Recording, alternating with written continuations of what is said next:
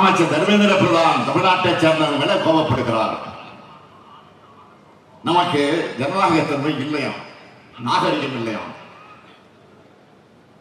கல் தோன்றி மண் தோன்றா காலத்தை முன்தோன்றியே ஏனோ நம்முடைய தமிழ்னோம். உலகத்துக்கு யாதும் ஊரே யாவரும் கேளீர் என்ற பண்பாட்டை உருவாக்கி கொடுத்துச்சு. அத்தகைய தமிழர்களுக்கு ஜனநாயகம் தெரியாதா, நாகரிகம் தெரியாதா? வந்தாரை வாழ வைக்கும் தமிழ்நாடு இது. பிறப்புக்கும் எல்லா உயிருக்கும் அறம் பேசுற தமிழகத்துக்கு ஜனநாயகத்தை பத்தி வகுப்பு எடுக்காதீங்க. நீங்க ரொம்ப எம்பாஸ்டர் மாதிரி, நாங்க என்ன ஸ்டூடெண்ட் மாதிரி நீங்க வகுப்பு எடுக்க வந்திருக்கீங்களா? விடமாட்டோம். தமிழ்நாடு விடாம போராடுறத நீங்க தாங்கிக்க முடியாம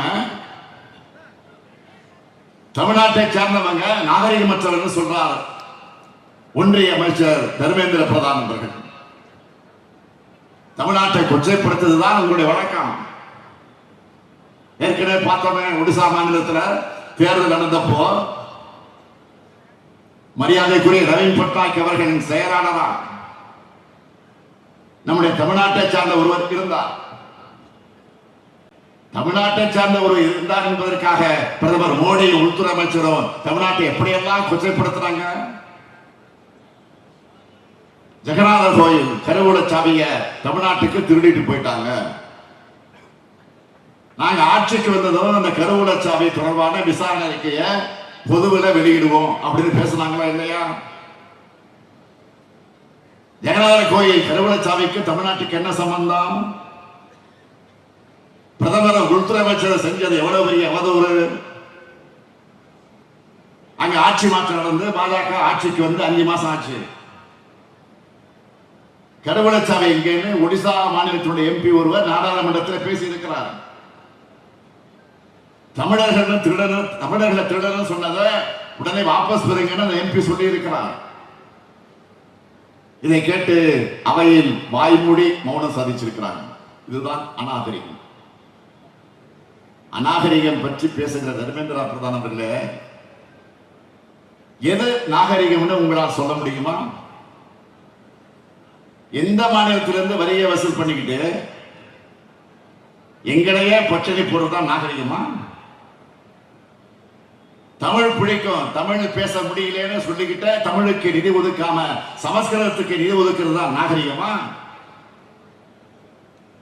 தாய்மொழிய வலியுறுத்துறோம்னு சொல்லிக்கிட்டு அதை செய்யாம சமஸ்கிருதத்தை இந்தியையும் திணிக்கிறது தான் நாகரிகமா?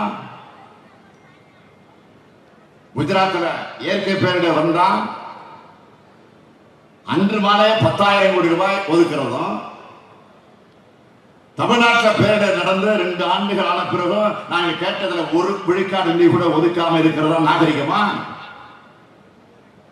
ஒரே ஒரு எய்ம்ஸ் மருத்துவமனையை மட்டும் அறிவிச்சுட்டு 7 வருஷமா அதை கட்டாம ஏமாத்துறது தான் நாகரிகமா? நாகரிகத்தை பத்தி யாரு பேசுறது? அநாகரிகத்தின் அடையாளமே நீங்க தான்.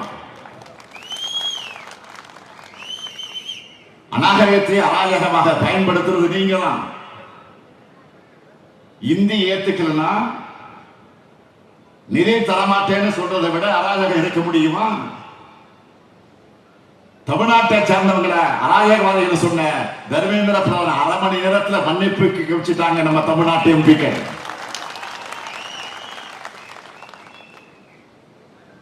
இந்த போர் குணத்தை அவங்களால தாங்கிக் கொள்ள முடியல. அதனாலதான் தமிழ்நாட்டிலிருந்து வர உறுப்பினர் எண்ணிக்கையை குறைக்க சதி செய்யறாங்க.